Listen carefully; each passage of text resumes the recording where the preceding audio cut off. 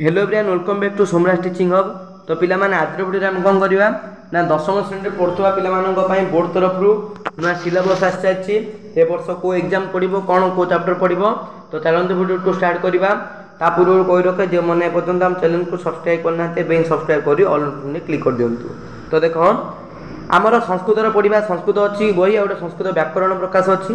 तो देख आमर सुशिष्य उपमन्यु आ एकांकिकार शिशु वात्सल्यम ताऊ कौन अनुच्छेदर 3टा अनुच्छेद गोटे असाध्य साधनम सन्निमित वरन त्याग आ बुद्धिजस्य बलंतस्य एतिकी व्याकरणर स्त्री प्रत्यय अनुवाद संधि आ कारक विभक्ति एतिकी नहीं कि तुमानकर IA1 एग्जाम कंडक्ट हम जोटा केबे ना फर्स्ट वीक ऑफ जुलाई हम तुमानकर स्कूल खोलिबार 15 दिन पर तुमानकर एग्जाम हे जिवो।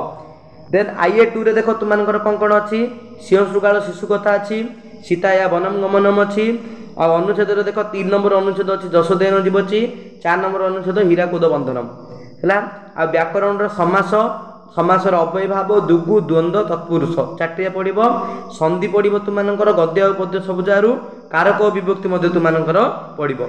तो जोड़ा कंडक्ट हम के ना लास्ट वीक ऑफ अगस्ट रे कंडक्ट हम है। IA3 एग्जाम देख तुमानकर देख तापर IA1 आ IA2 रे जहाँ पड़ो ताकू नहीं कि तुमानकर हाफ ईयरली एग्जाम कंडक्ट हम जोड़ा केबे कि ना फर्स्ट वीक ऑफ सेप्टेम्बर तुमानकर हेबो।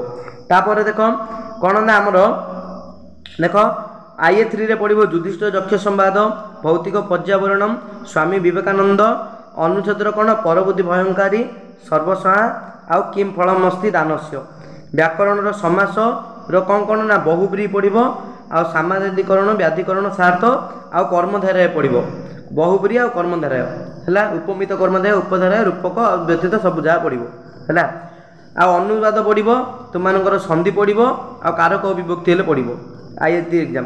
तापर IA4 एग्जाम रे कौन ना तुमानकर चैप्टर किसी ना ओनली अनुच्छेद 2टा अच्छी अहिंसा चरणम आ अस्माकम राष्ट्रीय ध्वज व्याकरण अच्छी कृदंत है संधि अच्छी आ कारक विभक्तिर पद्य अच्छी तुमानकर IA1 2 3 एग्जाम पर 4 पर तुमानकर सब जहाँ सिलेबस को लेकिन बोर्ड एग्जाम कंडक्ट हम ना केबे ना देख लास्ट वीक ऑफ फेब्रुआरी देखिए देख लास्ट वीक ऑफ फेब्रुआरी तुमानकर बोर्ड एग्जाम कंडक्ट हम। तो जो मैंने देखिन देखी दियो ना तुमानकर एटा रथिला IA1 सिलेबस तापर एटा IA2 सिलेबस देन एटा IA3 सिलेबस और एटा IA4 सिलेबस। तो आज वीडियो एतिक थिला देखा परती video thank you to all.